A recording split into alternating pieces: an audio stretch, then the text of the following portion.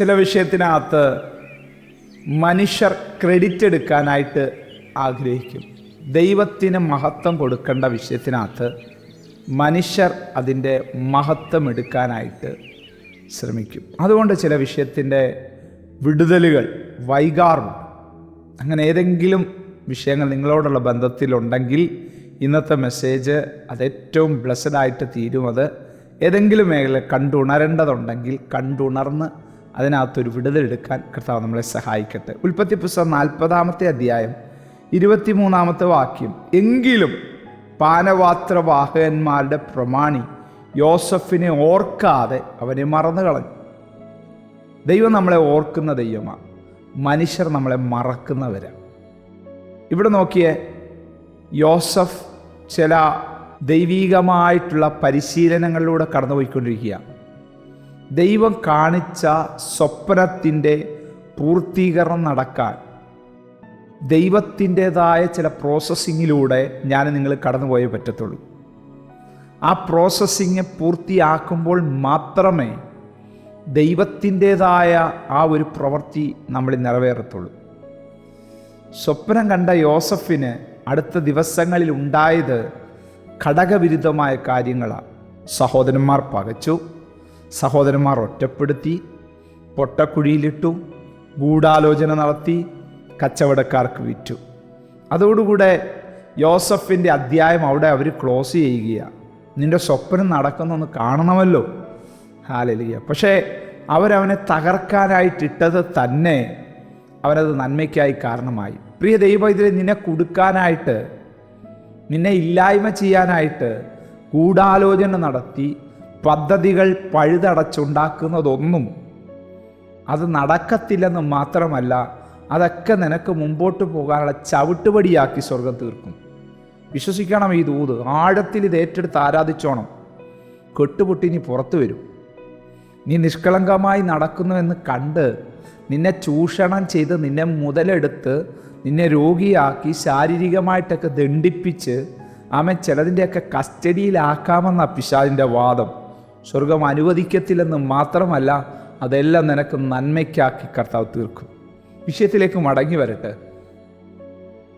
ആമേൻ. പാനപാത്രവാഹകനോട് യോസഫ് പറയുന്നൊരു പദമുണ്ട്, നീ ഇവിടുന്ന് രക്ഷപ്പെടുമ്പോൾ എന്നെ കൂടെ നീ ഒന്ന് ഓർക്കണേ. അവൻ ഓർക്കാമെന്നൊക്കെ പറഞ്ഞില്ലേ. പക്ഷെ അവിടെ പറയുന്ന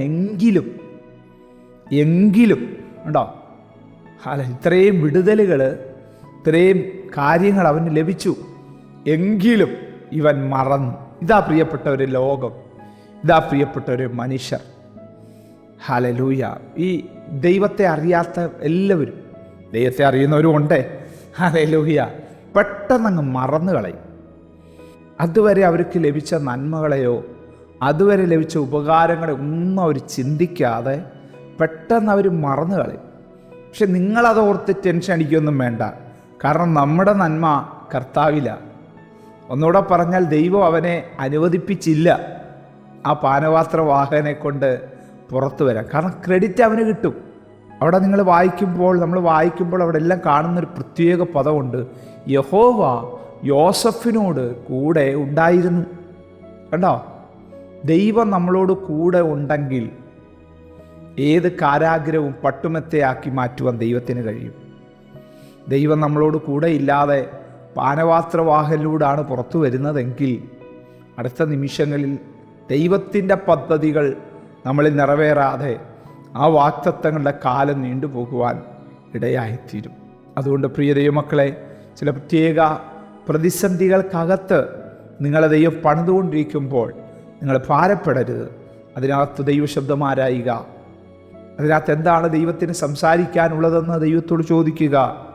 ദൈവത്തിൻ്റെ വ്യക്തമായ ശബ്ദം കേട്ട് കഴിഞ്ഞാൽ ആ ശബ്ദത്തിനനുസരിച്ച് ഹല്ലേലൂയ ജീവിതത്തെ ഒന്നുകൂടെ ക്രമപ്പെടുത്തുക. 2 വർഷം കഴിഞ്ഞപ്പോൾ, ശ്രദ്ധിക്കണേ ആ ഭാഗം, 2 വർഷം കഴിഞ്ഞപ്പോൾ അതേ പാനപാത്രവാഹകനെ സ്വർഗത്തിലെ ദൈവം ഓർപ്പിക്കുകയാണ്.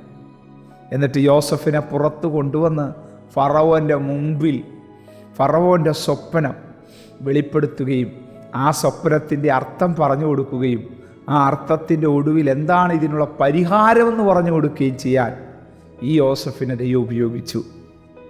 അവിടെ പറയുന്നൊരു പദമുണ്ട്. ആ ഫറവോൻ പറയുന്നൊരു പദം, ദൈവാത്മാവുള്ള ഇവനെപ്പോലെ ഒരുത്തനെ കണ്ടുകിട്ടുമോ? തൻ്റെ മോതിരം ഊരി യോസഫിൻ്റെ കൈക്കിടുമ്പോൾ ഞാൻ അധികാരം കൊണ്ട് മാത്രം, പേരുകൊണ്ട് മാത്രം രാജാവായിരിക്കും, പക്ഷെ നീയാണ് ഇവിടുത്തെ അധികാരി. കണ്ടോ ദൈവത്തിൻ്റെ പൂർത്തീകരണം നടക്കുന്നത് കണ്ടോ? സ്വപ്നത്തിൻ്റെ പൂർത്തീകരണം നടക്കുന്നത് കണ്ടോ? സഹോദരന്മാർ വന്ന് കുമ്പിടുന്നത് കണ്ടോ? ഇതാ ദൈവത്തിൻ്റെ പ്ലാൻ എന്ന് പറയുന്നത്. പ്രിയ ദൈവ പൈതലേ, നിന്നെ ചില പരിശീലന കളരികളിലൂടെ, നിന്നെ ചില പ്രത്യേക അനുഭവങ്ങളിലൂടെ നീയെ കടത്തിവിടുമ്പോൾ അതിനകത്തുനിന്ന് എങ്ങനെയെങ്കിലും രക്ഷപ്പെടണം, ആരെങ്കിലും എന്നെ രക്ഷപ്പെടുത്തേ എന്നല്ല പറയേണ്ടത്. കർത്താവെ കൊള്ളാകുന്നവനായി തെളിഞ്ഞ ശേഷം അങ്ങ് ആഗ്രഹിക്കുന്ന ആത്മീയ അനുഭവത്തിൽ എത്തിച്ചേരാൻ, വാഗ്ദത്ത നിവൃത്തിയിൽ എത്തിച്ചേരാൻ എന്നെ സമർപ്പിക്കുന്നെന്ന് നമുക്കും പ്രാർത്ഥിക്കാം, നമുക്കും ഒരുങ്ങാം. കണ്ണടയ്ക്കാൻ പ്രാർത്ഥിക്കുക. സ്വർഗീയ പിതാവേ, വളരെ അനുഗ്രഹിക്കപ്പെട്ടൊരു സ്വർഗീയ സന്ദേശം വ്യക്തമായിട്ടങ്ങ് ഞങ്ങളെ കേൾപ്പിച്ചല്ലോ കർത്താവേ. ഈ സന്ദേശത്തിന് മുമ്പിൽ ജീവിതത്തെ ക്രമീകരിക്കേണ്ടവരുണ്ട്, കർത്താവെ സമർപ്പിക്കുന്നവരുണ്ട്. എല്ലാവർക്കായി ഞാൻ പ്രത്യേകം പ്രാർത്ഥിക്കുന്നു. എല്ലാ പ്രവൃത്തിയിലും ഞങ്ങളുടെ സാന്നിധ്യത്തെ വെളിപ്പെടുത്തണം, ഞങ്ങളുടെ മഹത്വത്തെ കൽപ്പിക്കണം. യേശുവിൻ നാമത്തിൽ തന്നെ ആമേൻ. God bless you. ദൈവം നമ്മെ അനുഗ്രഹിക്കട്ടെ. Praise the Lord. മോർണിംഗ് മന്ന സന്ദേശം ശ്രവിച്ചുകൊണ്ടിരുന്ന എല്ലാ ദൈവമക്കൾക്കും സ്നേഹവന്ദനം. പാസ്റ്റർ ബിനു വട്ടപ്പാറ. ഈ ദൈവവചന സന്ദേശങ്ങൾ തുടർമാനമായി ലഭിക്കുന്നതിനായി 9745600023 എന്ന വാട്സാപ്പ് നമ്പറിൽ ബന്ധപ്പെടാവുന്നതാണ്. നമ്പർ ഒരു പ്രാവശ്യം കൂടി ആവർത്തിക്കുന്നു: 97 45 60 00 23. ദൈവം നമ്മേവരെയും അനുഗ്രഹിക്കട്ടെ. God bless you.